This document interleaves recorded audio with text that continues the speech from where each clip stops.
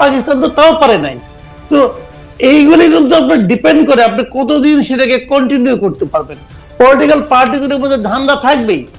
2000 মানে আমরা যেটাকে 111-এর কথা বলি 2007-এর পরে, সেই 111 কিন্তু দেখেন যদি 111-এর সময় না আসতো, ওইটা কিন্তু না আসলে কি হতো, 22শে জানুয়ারি যে নির্বাচনটা হওয়ার কথা ছিল 2007-এ, ওটা কিন্তু 2014-রই একটা কিন্তু রেপ্লিকা ছিল, কিন্তু ওইটার আদলেই কিন্তু 2014-তে হয়েছে।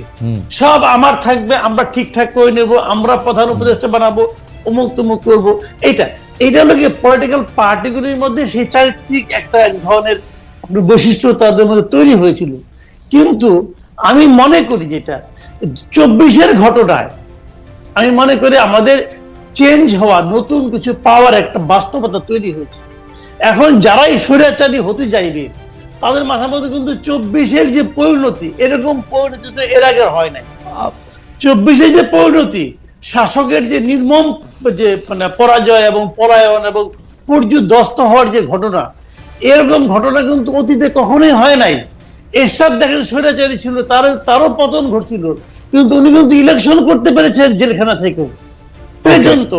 কিন্তু এখন কি হচ্ছে, এখন যে বাস্তবতাটা, এরা তো ইলেকশন করতে দিলেও আসতে পারবে না, অবস্থা এমন দাঁড়িয়েছে। মানুষের যে ক্ষোভ, এই ক্ষোভটা দেখে কিন্তু আমি মনে করি আগামীতে শিক্ষা নেওয়ার বিষয় আছে। কিন্তু তার পরিবর্তে আপনি যদি জনগণের হাতে যদি আপনার বেছে নেওয়ার ক্ষমতাটা না দেন, তার যে অধিকার, এটা তো অধিকার নেবে আমার। আপনি যারা বলতেছেন যে ইউনূসকে 5 বছর রাখতে হবে, ওনারা ওনাদের ভালোবাসা থেকে বলতেছেন, ওনাদের ভালোবাসাকে আমি অনার করি, কিন্তু পাশাপাশি আমি ওনাদেরকে বলবো যে আপনি কি সবার কাছে জিজ্ঞাসা করছেন? না। সবার মতামত দিচ্ছেন? না। সবার মতামত যখন নিতে পারবেন, সেটাকে আমি ডেমোক্রেসি বলতে পারবো। আপনি আজকে ইউনূসকে বলবেন, আমি একটা কথা বলে শেষ করি, আজকে আপনি ইউনূসকে ভালো বলতেছেন, আচ্ছা কালকে যদি ইউনূস মারা যায় তখন আপনি কি করবেন? তখন আপনি আরেকজন ইউনূসকে কোথায় পাবেন? পাবেন তো না। যদি সেক্ষেত্রে আপনাকে কি করতে হবে, আপনাকে সিস্টেম ক্রিয়েট করতে হবে। আপনার সংস্কারের কথা বলেন যে সিস্টেম ক্রিয়েট করবেন, আপনারা নিজেরাই তো সিস্টেম ভাঙার চেষ্টা করতেছেন যে উনাকে রাখতে হবে। কেন? উনার যদি জনগণের সমর্থন থাকে তাহলে উনি তো একটা পার্টির সঙ্গে আছেন অথবা পরোক্ষভাবে আছেন, উনি প্রকাশ্যে চলে আসেন, ওই পার্টির নেতৃত্ব দেন, ইলেকশন করেন। যদি জনগণ আপনাকে চায় আপনি নির্বাচিত হবেন। ওনার তো টাকার অভাব নাই, 666 কোটি টাকা তো কয়েকদিন আগে মাফ করে নিচ্ছেন, টাকার তো অভাব নাই রে ভাই, ওই টাকা দিয়ে ইলেকশন করেন না, অসুবিধাটা কি? কামাল ভাই, আপনি এই প্রসঙ্গটা নানা সময় তুলেছেন তুষার ভাইও, সেই জন্য এই প্রসঙ্গে আমি কথা বলতে চাই যে 24-এর পরবর্তী, বিশেষ করে এই যে জুলাই আন্দোলনের পরবর্তী সময় আমরা একটা নতুন বন্দোবস্ত চেয়েছিলাম, নতুন সিস্টেম চেয়েছিলাম, আমাদের আশা সাংঘাতিকভাবে ভঙ্গ হয়েছে। কিন্তু আমরা যে 24-এর পরবর্তী বা জুলাই স্পিরিটটার প্রকাশ যে আমরা দেখতে চেয়েছিলাম, সেইটা অনুবাদের দায় বা এক্সিকিউশনের দায় আমরা শুধু এই সরকারকে বা এই যে এখন যে নতুন রাজনৈতিক দলটি তৈরি হয়েছে সেই নতুন রাজনৈতিক দলটির উপরেই দিয়েছি কিনা, মানে আমরা কি পরিবর্তিত হয়েছি? তুষার ভাই থেকে জানতে চাইবো, তারপরে কামাল ভাইয়ের কাছে আসবো যে তুষার ভাই, আমরা কি বদলেছি?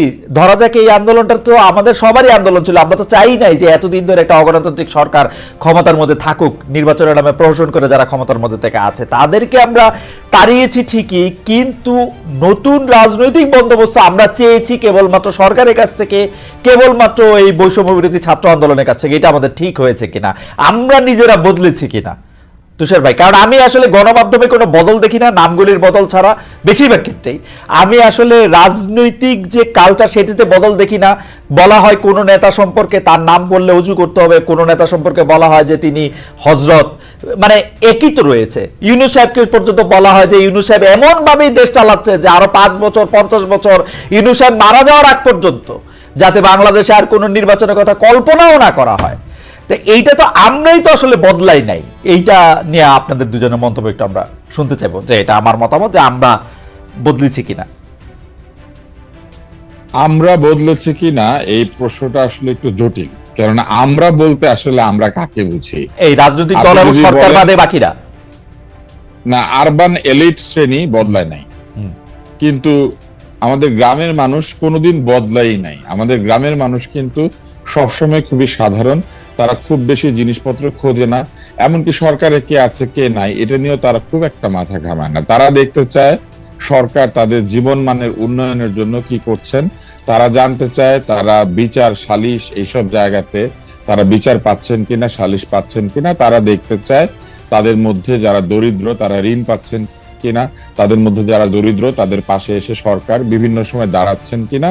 এই ব্যাপারগুলি গ্রামের মানুষ জানতে চায়। গ্রামের মানুষের কাছে কাবিখা টাবিখা, গ্রামের মানুষের কাছে এই দরিদ্র ভাতা, বৃদ্ধ ভাতা কিংবা বিধবা ভাতার যে কর্মসূচি, এগুলার যত গুরুত্ব রয়েছে আসলে সরকারে কে আছে এবং নাই এগুলা নিয়ে তাদের কিন্তু অত মাথা ব্যথা নাই। তারা জানতে চায় যে সেচের জন্য যে বিদ্যুৎ, সেই বিদ্যুতের দাম তাদের গ্রহণযোগ্য মাত্রায় আছে কিনা, তারা সার বীজ কীটনাশক সময় মতো পাচ্ছে কিনা, তাদের বাড়ির যে বড় ছেলে কিংবা মেজো ছেলে সে এইখানে চাকরি না পেয়ে বিদেশে গিয়ে বাংলাদেশে যে কাজ সে করতে চায় না এমন কাজ করে হলো বাংলাদেশে কিছু রেমিটেন্স বা জীবনের জন্য প্রয়োজনীয় কিছু অর্থ পাঠাতে পারছে কিনা।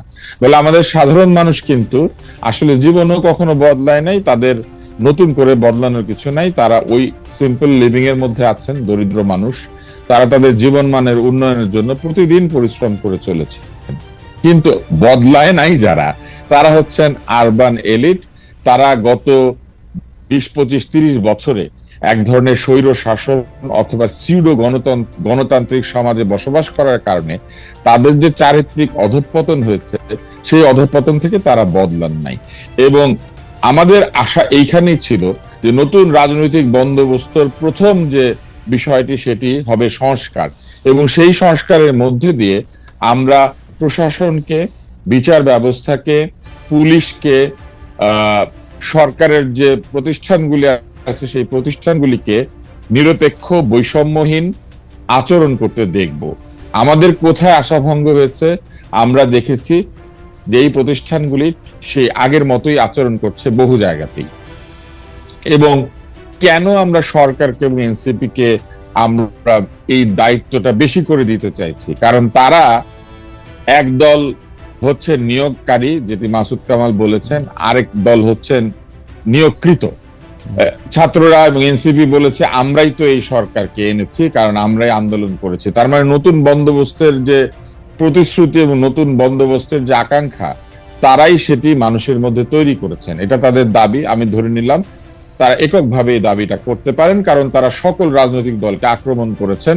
নানান ভাষায় তাদেরকে আমি দেখেছি যে সোশ্যাল মিডিয়াতে আক্রমণ করা হয়, অনেক কথা আমি বুঝিও না, যেমন কিছু কিছু শব্দ ব্যবহার করা হয় যে শব্দের অর্থ আমি ভালো মতো বুঝি না, এটা হয়তো এখনকার নতুন আরবান ডিকশনারিতে আছে, কিন্তু তারা সেগুলি ব্যবহার করেন।